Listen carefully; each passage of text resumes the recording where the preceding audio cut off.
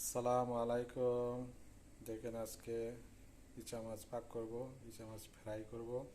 তো ফ্রাই করার জন্য পেঁয়াজ কেটে নিয়েছি, কেএফসি মরিচ, টমেটো, রসুন, এখানে মশলা রেডি করে নিয়েছি। তো এটা প্রথমত আমি ফ্রাই করব আগে, পরে পেঁয়াজ দিয়ে ভাজবো। দেখেন আমি এটা ফ্রাই করার জন্য একটু হলুদ দিয়ে নিতেছি ও একটু মরিচের গুঁড়া দিয়ে নিতেছি। এই মাছের একটা মশলা, এটা মাছের মধ্যে দেওয়া হয়, কিন্তু চিকেন মুরগি বানানি হয় না। এই মাছের মশলা, এই যে মাছের মশলার ইয়া, এই মাছটা আমি মাইখা নিতেছি। দেখেন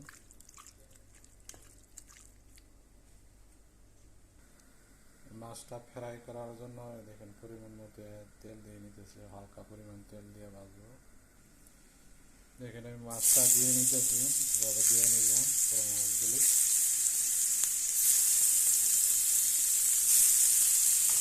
একটু ভাজা, এরপরে পেঁয়াজ দিয়ে ফ্রাই করবো। দেখেন হালকা পরিমাণে এটা ভাজা নিছি। পরে আমি এটা ভাজার জন্য, পেঁয়াজটা ভাজার জন্য একটু তেল দিয়ে নিতেছি। পেঁয়াজটা দিয়ে নিতেছি, পেঁয়াজটা ভাজবো। পেঁয়াজটা একটু বড় বড় সাইজ করে নিচ্ছি। আমি পেঁয়াজটা ভালো করে কষায় নিতেছি। দেখেন পরে রসুনটা দিয়ে দিব এটার সাথে। রসুন আমি ছোটো ছোটো করে কেটে নিছি, এটা দিয়ে নিছি। হালকা পরিমাণ আমি লবণ দিয়ে নিতেছি।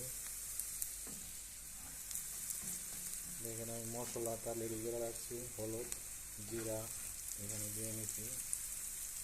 এটা একটু কষাই নেব। পরে মশলাটা কষানো হয়ে গেছে, আমি ইয়া দিতেছি, টমেটোটা দিয়ে নিতেছি। টমেটোটা সুন্দর একটু কষাই নেব। আমি মাছটা দিয়ে নিচ্ছি। দেখেন মাছটা একটু দিয়ে লাইড়া করে নেব এটার সাথে। তো এটা ফ্রাই করতেছি। ফ্রাই, দেখেন কেএফসি মরিচটা আমি কাইটা নিয়েছিলাম, এটা দিয়ে নিছি, এটা উপরে দিয়ে নিছি। তো চুলাটা একদম ডিপ করে নিছি।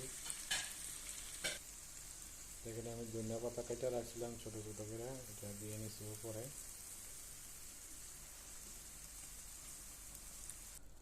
দেখেন আমার ফ্রাই করা হয়ে গেছে মাছটা, এই চিংড়ি মাছটা ফ্রাই করা হয়ে গেছে। আমি এই সাদা চাউলের উপরে দেওয়ার জন্য লেগে করতেছি।